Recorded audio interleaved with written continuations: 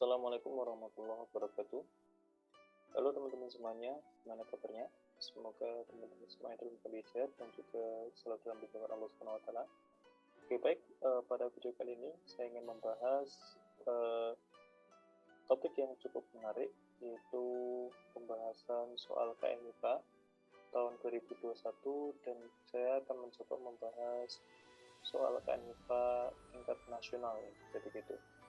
Dimana nanti soal tingkat nasional pada tahun ini agak mirip sama OSN SMA gitu ya. Nah, jadi menarik buat saya karena nanti tidak hanya dipelajari sama teman-teman mahasiswa, tapi juga mungkin bisa dipelajari sama teman-teman ataupun adik-adik di SMA itu sendiri, jadi gitu. Oke, baik, mari kita lanjut ke soalnya. Jadi kita akan membahas satu soal pada video kali ini. Nah, jadi soalnya sebagaimana berikut ya. Di sini ada sistem, yaitu partikel C dan B masing-masing memiliki massa M kecil dan bersifat statik seperti pada posisi dalam gambar di atas. Jadi B sama C ini posisinya dalam posisi statik ataupun diam. Awalnya ya, partikel A dengan massa M kecil dan dengan kecepatan V0 menumpuk partikel B. Jadi A ini kemudian dikasih kecepatan M kecil gitu ya. Nah, ke arah B jadi gitu. Nah, kemudian koefisien restitusi setelah tumbukannya adalah 2/3. Partikel A dan B dapat bergerak tanpa gesekan pada kawat yang tetap, dan perbedaan B adalah X, jadi itu. Jadi nanti B berpindah ke arah kanan sejauh X. Nah, terdapat penghubung dengan partikel C melalui kedua batang dengan panjang L, yang masing-masing tidak bermassa, jadi gitu. Nah, sehingga untuk soal ini kita bisa mempertimbangkan ini baik itu dalam kondisi vertikal ataupun ini juga bisa dalam kondisi horizontal, sama saja nggak apa-apa. Nanti toh ketika tumbukan terjadi, gaya gravitasi itu akan berlaku ketika proses lebih lanjut. Nah, cuman ketika pas tumbukannya, gaya gravitasi itu nanti diabaikan, impuls gaya. Jadi impuls gaya gravitasi diabaikan dibandingkan impuls oleh gaya normal, ya. Jadi gitu.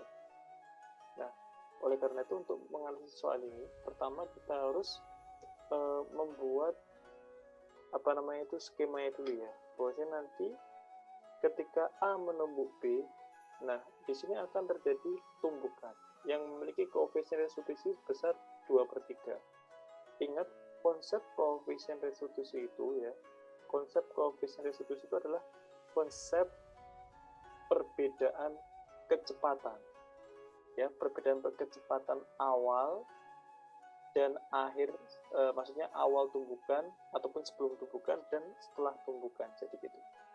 Jadi tidak berkaitan sama massa dari tiap benda ataupun dinamika yang lain. Jadi koefisien restitusi itu merupakan suatu definisi dari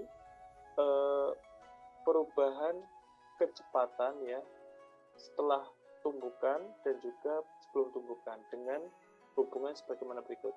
Jadi misalkan di sini ada A yang kemudian menumbuk B ini ya, maka nanti A itu katakanlah memiliki kecepatan VA ya awalnya, BB katakanlah memiliki kecepatan BB, misalkan seperti ini. Ini VA, ini VA, terus ini BB, seperti itu ya. Dan setelah tumbukan nanti keduanya itu memiliki kecepatan berbeda, VA aksen, tanpa meninjau masanya berapa gitu ya, tanpa peduli masanya berapa, maka koefisien restitusi itu didefinisikan dengan minus BB aksen minus VA aksen dibagi PB min VA, jadi gitu teman-teman semuanya. Nah, itu adalah definisi dari koefisien restitusi. Jadi tidak bergantung pada massa, hanya bergantung pada kecepatan tumbukannya saja, kecepatan titik-titik yang bertumbukan. Bukan kecepatan titik yang lain, tapi kecepatan titik yang bertumbukan. Jadi A yang bertumbukan sini kan A sama B, maka nanti kecepatan titik A sama titik B saja yang dipertimbangkan. Nah, kita lihat di sini Sebelum tumbukan kecepatan A adalah V0, sementara B adalah 0, jadi gitu. Sementara setelah tumbukan nanti kita asumsikan kecepatan B itu adalah ya VB gitu ya, VB, ataupun dengan simbol lain apa ya, simbol lain ya, VB kecil lah ya. Iya sembarang ya, simbolnya seperti apa, tapi karena sudah dipakai di sini ya VB di sini, maka coba saya kasih simbol aja. Setelah tumbukan VB itu akan memiliki kecepatan V apa ini, V double aksen gitu. Kemudian yang VA akan setelah tumbukan itu memiliki kecepatan V aksen gitu. Oke, sehingga nanti kita bisa tuliskan minus VB aksennya itu akan menjadi V double aksen dikurangi V aksen, di mana V aksen itu menyatakan kecepatan A setelah tumbukan, V double aksen menyatakan kecepatan B setelah tumbukan dibagi VB min VA awal, jadi ini 0 dikurangi V awal adalah V0, jadi gitu. Sehingga nanti kita akan memperoleh bahwasanya nilai V double aksen min V aksen itu akan sama dengan ini minus dikalikan minus akan plus ya, terus V0 nya terus ke kiri, kita peroleh E kali V0 gitu. Oke teman-teman semuanya, dan ingat V double aksen itu menyatakan kecepatan B setelah tumbukan, V aksen menyatakan kecepatan A setelah tumbukan, jadi gitu. Oke, nah ini adalah bagian pertama. Dan kita sebenarnya di sini sudah mendapatkan persamaan pertama, yaitu persamaan dari koefisien restitusi. Jadi koefisien restitusi itu hanya ditentukan oleh kecepatan titik-titik yang bertumbukan, bukan kecepatan pusat massa dari benda yang bergerak tadi, bukan. Karena kan di sini kan ada kecepatan pusat massa ya, misalkan pusat massanya di tengah sini, ini kan memiliki kecepatan. Jadi tidak menggunakan kecepatan ini, tetapi kita menggunakan kecepatan titik yang bertumbukan, jadi itu. Jadi itu adalah definisi koefisien restitusi, teman-teman semuanya. Harus diingat, ini paling penting. Jadi koefisien restitusi adalah perbedaan setelah tumbukan kecepatan titik-titik yang bertumbukan dibagi dengan perbedaan kecepatan titik-titik yang bertumbukan sebelum tumbukan. Nah, itu adalah definisi koefisien restitusi. Nah, kemudian yang kedua, kita akan mempertimbangkan kecepatan dari ini, kecepatan dari VB dan VC, hubungannya seperti apa. Oke, baik, saya hapus dulu ini biar jelas. Saya hapus dulu ya. Oke, saya hapus seperti ini. Tapi yang jelas kita sudah tahu kecepatan V double aksen di sini adalah kecepatannya B setelah tumbukan. Ini kecepatan B setelah tumbukan, ini kecepatannya A gitu ya. Nah, untuk menganalisis kecepatan V, B, dan C, kan ketika B ini mulai bergerak, C otomatis mulai bergerak. Kenapa? Karena terkoneksi keduanya. Sehingga kita harus tahu bagaimana koneksi dari kecepatan B dan juga kecepatan C. Nah, ini kalau teman-teman lihat, misalkan sudut di sini adalah theta, walaupun kita sudah tahu theta awal di sini adalah 45 derajat ya, tapi kita simbolkan dulu theta. Maka nanti karena di sini adalah panjangnya L dan ini segitiga sama kaki ya, maka nanti panjang dari titik ujung sini sampai ke posisi benda B adalah XB, itu sama dengan 2L cos theta gitu. Nah, sementara yang XA ini ya, ini XA.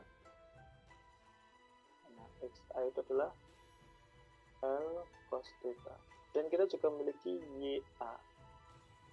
Nah, ini adalah YA, yaitu sama dengan L sin theta, jadi gitu. Oke, jadi kita memiliki 3 koordinat.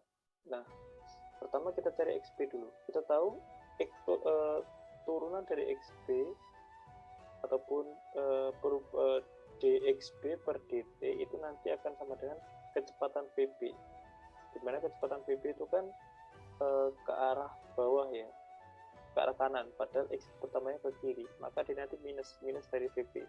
VB tadi adalah V double aksen, maka ini minus V double aksen, seperti itu. Karena V double aksennya kan ke arah kanan kan positifnya, padahal ini positifnya ke arah kiri, jadi gitu. Nah, dXB itu apa? dXB itu adalah ini, D dari 2L cos theta per dt minus V double aksen. Turunannya dari ini ya, teman-teman bisa mengeluarkan 2L-nya karena konstan, maka d cos theta per dt itu akan sama dengan apa? Akan sama dengan theta dot dikalikan dengan minus sin theta. Jadi ini akan sama dengan minus v double aksen. Apa sih theta dot itu? Jadi theta dot adalah bentuk lambang lain dari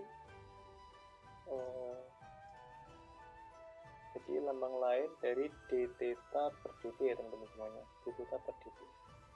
Nah jadi gitu. Nah ini minusnya bisa kecoret teman-teman. Maka kita perlu v double aksen adalah 2L theta dot sin theta. Jadi gitu. Jadi kita perlu v double aksen sama dengan 2L theta dot sin theta. Jadi gitu. Nah dengan cara yang sama untuk menentukan yang xc, maka dxc per dt nanti akan sama dengan apa? Akan sama dengan d L cos theta per dt.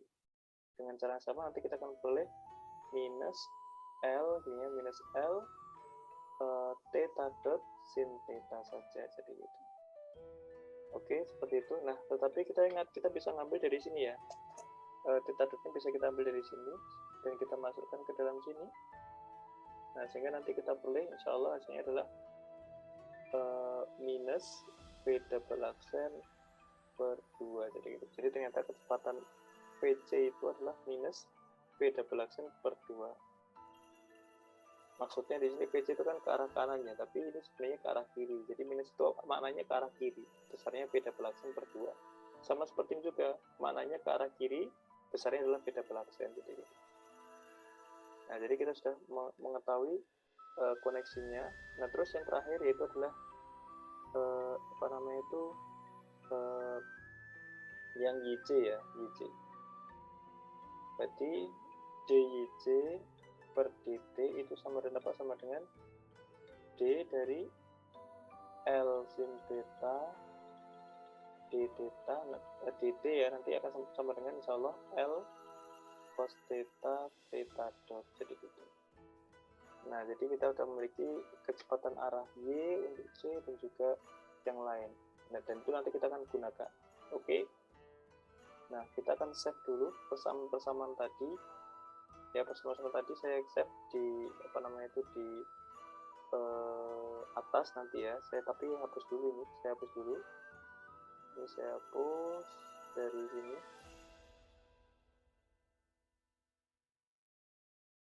Saya hapus seperti ini teman-teman. Saya hapus seperti ini. Ini sudah hapus juga. Oke, kita tulis dulu aja ya. Kita tulis dulu v double aksen itu sama dengan 2L theta dot sin theta, kemudian VC itu sama dengan minus v double aksen per 2 gini ya, ataupun sama dengan minus L theta dot sin theta gitu kan. Nah, terus kemudian yang VYC itu sama dengan L cos theta theta dot. Jadi kita memiliki 3 poin ditambah sama poin terakhir yaitu dari poin pertama tadi v double aksen min v aksen sama dengan E dikalikan V0. Oke, ini adalah poinnya. Jadi kita bisa menghapus yang bawah ini. Video dulu untuk mempermudah perhitungan kita.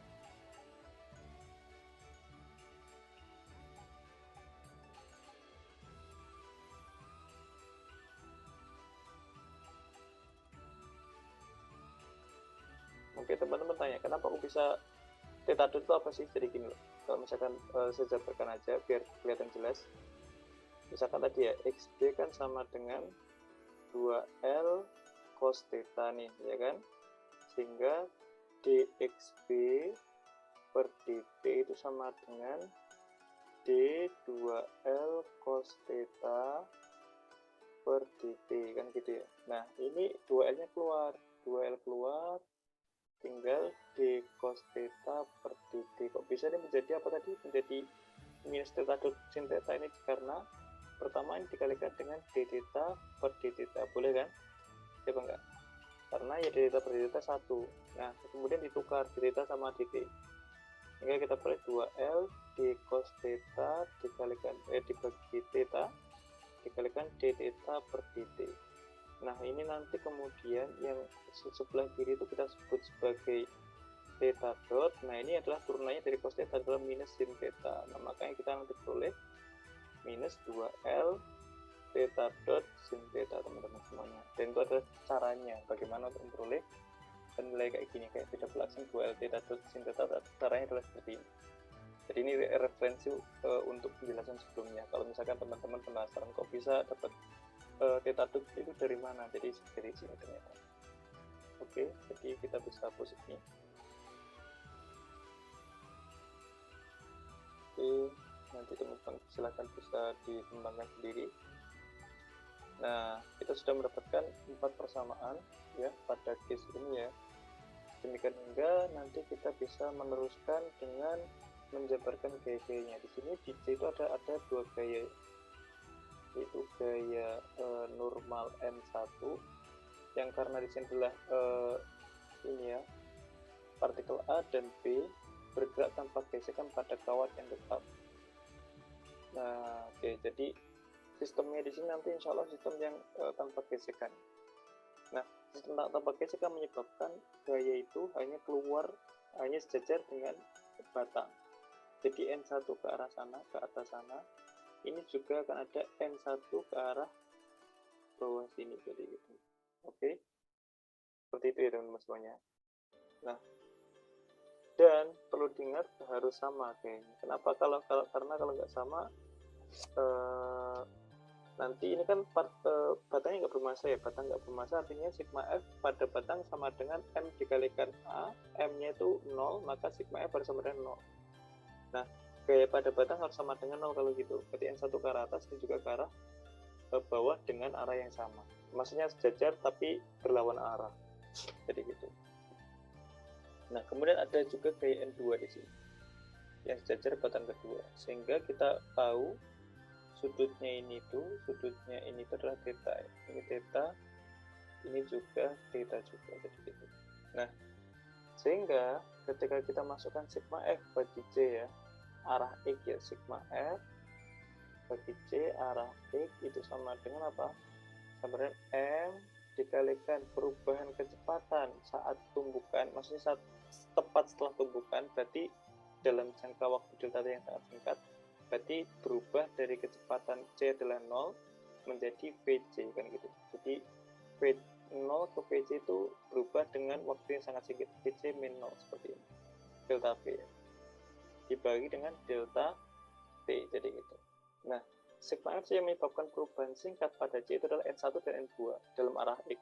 Berarti dalam arah X, N1 diarahkan ke arah X berarti pakai cos theta ya. Begitu juga N2 juga cos theta juga. Sehingga kita boleh N1 minus N2 dikalikan keduanya dengan cos theta seperti ini. Nah, sehingga kita akan memperoleh M VC per delta T. Oke. Nah, atau kita akan mengakhiri dengan N1 min N2 ya. N2 delta T cos theta itu akan sama dengan M VC. Oke. Nah, itu adalah yang sigma F CX. Nah, sekarang sigma F CY. Nah, sebenarnya kalau dalam vertikal nanti ada gaya gravitasi ya. Coba kita konsiderasi gaya gravitasi aja. Jadi gaya gravitasi ke arah bawah, yang besarnya adalah MG. Oke. Sehingga nanti sigma F CY ini sama M dikalikan dengan PYJ karena sebelumnya tidak memiliki kecepatan, kemudian setelah tumbukan itu berubah menjadi PYJ, maka delta V adalah PYJ minus 0. Kan karena awalnya itu keduanya berhenti ya, tapi setelah ditumbuk A maka keduanya tiba-tiba bergerak, maka dia berubah dari 0 ke PYJ dalam waktu delta T gitu. Nah, sehingga sigma FJ ini nanti akan ada beberapa gaya, yaitu N1 dan N2 ke arah atas positif, dan keduanya sama-sama dikalikan sin theta. Berarti N1 plus N2 dikalikan sin theta. Nah, ini ada MG dikurangi MG sama dengan M PYJ dibagi dengan delta T. Dipindah ruas ke kiri, kita akan peroleh apa?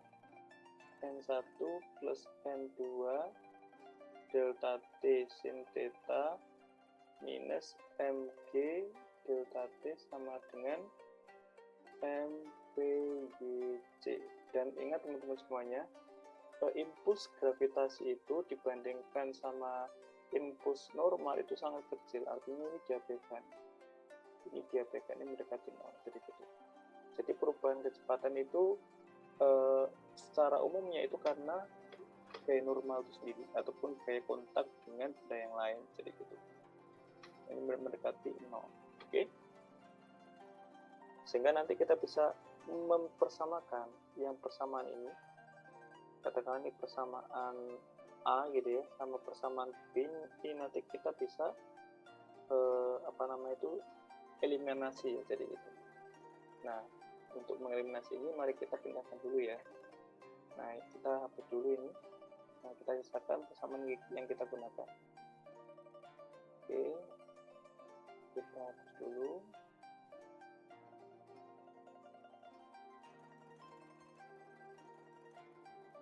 Kita hapus dulu ini, dan kita ambil persamaan yang kita gunakan ya. Itu dua persamaan itu tadi. Yang pertama itu adalah N1 min N2 dikalikan dengan delta T cos theta sama dengan MVJ. Kemudian yang kedua di sini adalah N1 plus N2 dikalikan delta T sin theta MPYJ, gitu. Nah, ini bisa dihapus keduanya karena saya tulis ya. Dihapus dulu. Nah, sekarang kita akan lihat bagaimana cara mengeliminasi ini. Pertama, ingat nilai sin theta itu kan ketika pas tumbukan itu sin 45 ya. Pasnya 45 derajat. Artinya di sini nanti akan sama dengan setengah akar 2, begitu juga yang bawah juga akan setengah akar 2. Oke. Nah, MVJ itu kan L theta dot sin theta ya. Maka nanti ini akan sama dengan apa? Akan sama dengan minus M L theta dot sin theta itu adalah setengah akar 2 gitu. Sementara yang ini yang yang PYJ itu sama dengan M L theta dot setengah akar 2 gitu. Oke, baik. Nah, jadi seperti ini ya penulisannya. Oke, sebentar, ini PJ-nya ini kenapa kok negatif ya? Sebentar, ini harusnya positif ya teman-teman semuanya. Nah, kan aksennya kan 2L theta dot sin theta ke arah kanan ya, jadi gitu ya. Berarti ini harusnya juga positif juga, ini mungkin ada typo ya. Ini adalah PC adalah V-aksen per 2, artinya PC itu nanti kecepatannya searah dengan double aksen, yaitu ke arah kanan ya, maka ini juga positif seperti ini, jadi gitu. Nah, sehingga nanti yang ini jadinya positif, dan kita nanti bisa mempersamakan. Kenapa kok positif? Lihat aja di sini, VC itu kan ke arah kanan kan nanti ketika bergerak. Nah, maka nanti harus arah dengan double aksen juga ke arah kanan, jadi gitu. Kalau dikasih minus ya nanti nggak logis. Tadi mungkin ada kesalahan pada pemindahan saja. Oke, nah sekarang kita akan lihat di sini bahwasanya keduanya ini bisa kita eliminasi N2-nya. Coba teman-teman jumlahkan, ketika dijumlahkan maka nanti yang minus M2 ini bisa kecoret, ya kan?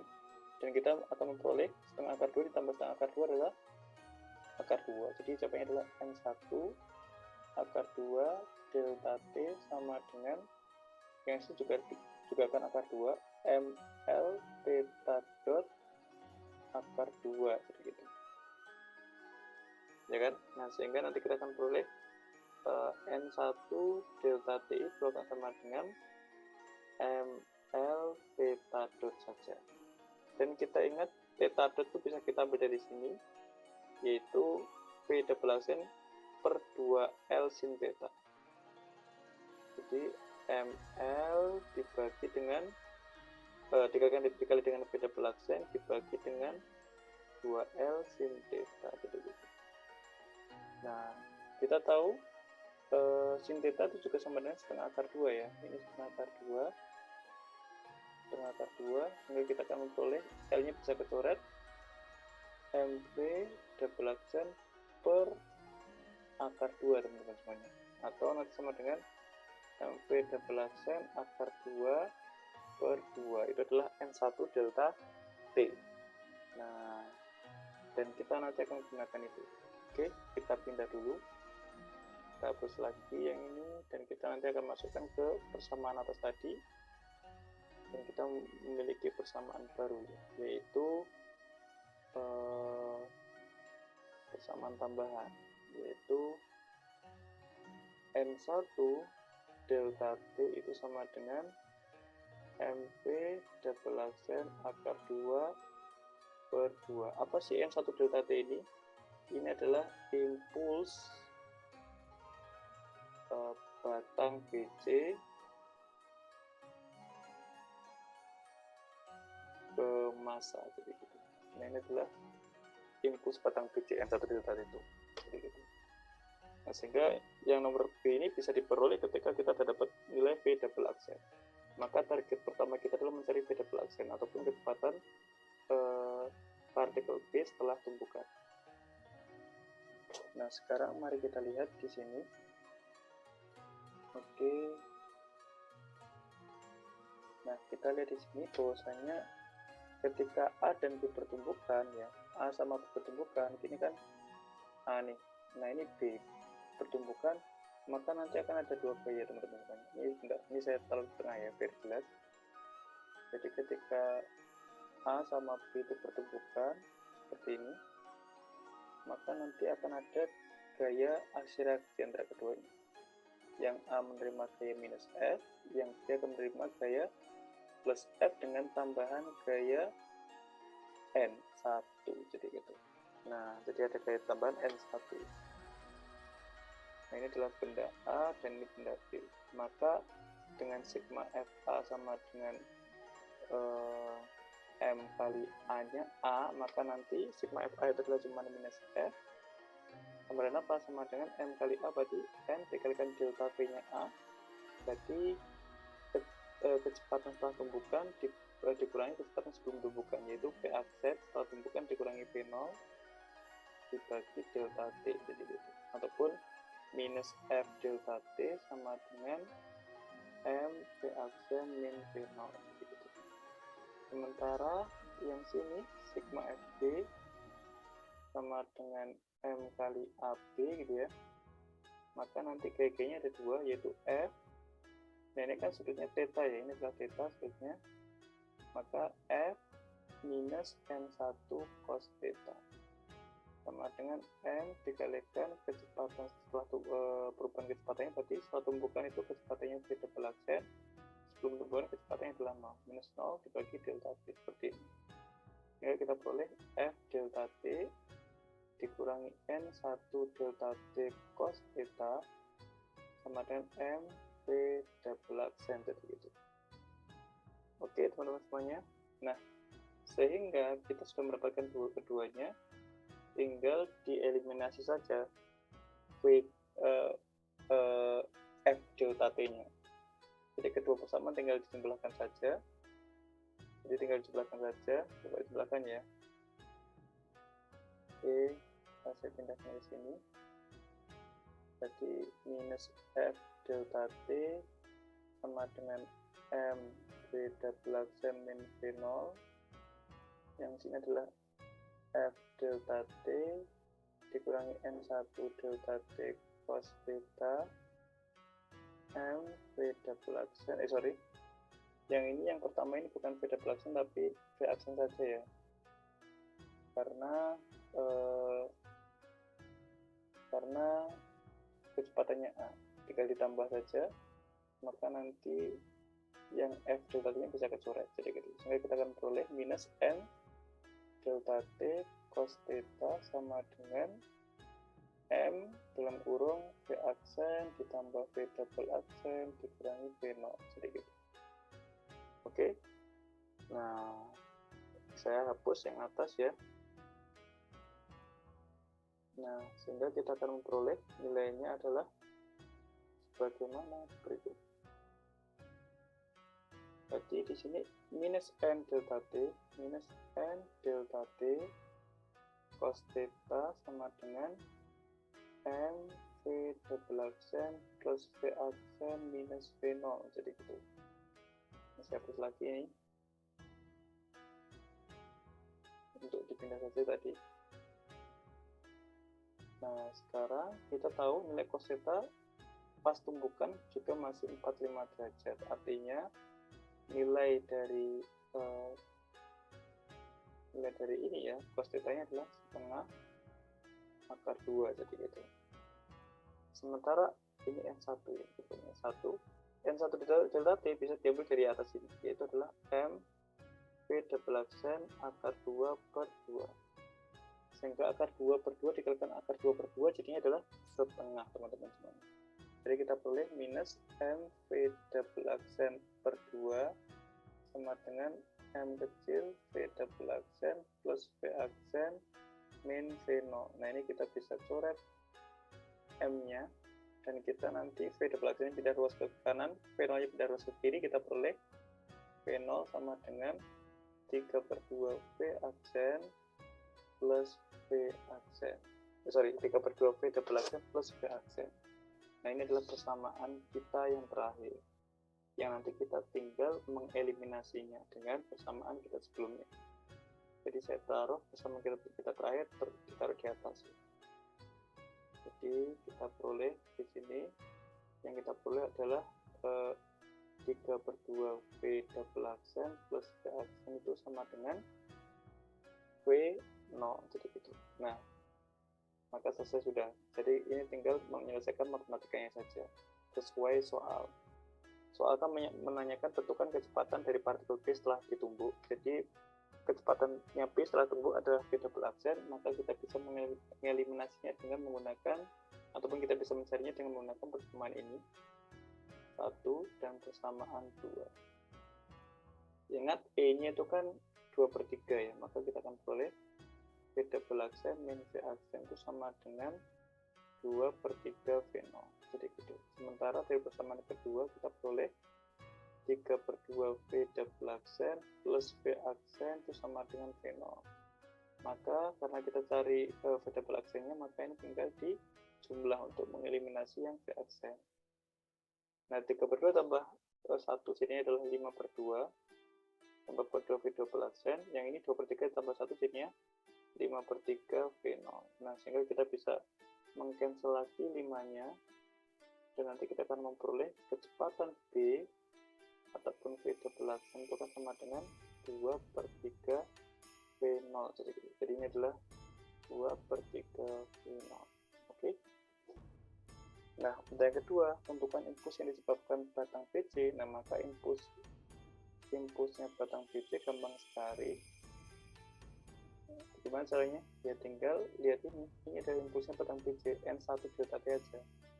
N1 delta T sama dengan berapa? Sama dengan MV double aksen akar 2 per 2, atau nanti ketika dimasukkan nilainya ya, ini kok ada minusnya, ini gak ada minusnya ya, biar nggak typo.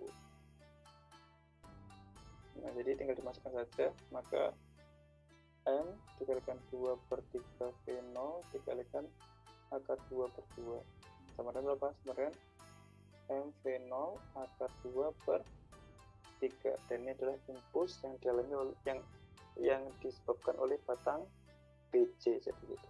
Jadi nilainya adalah MV0 akar 2 per 3. Oke teman-teman semuanya, itu adalah pembahasan soal KM MIPA bidang fisika nomor 1 ya, tingkat nasional. Semoga bisa membantu teman-teman semua untuk mempelajari konsep-konsep yang digunakan dalam KM MIPA, khususnya di bidang mekanika, dan nanti bisa menjadi bahan untuk belajar teman-teman semuanya.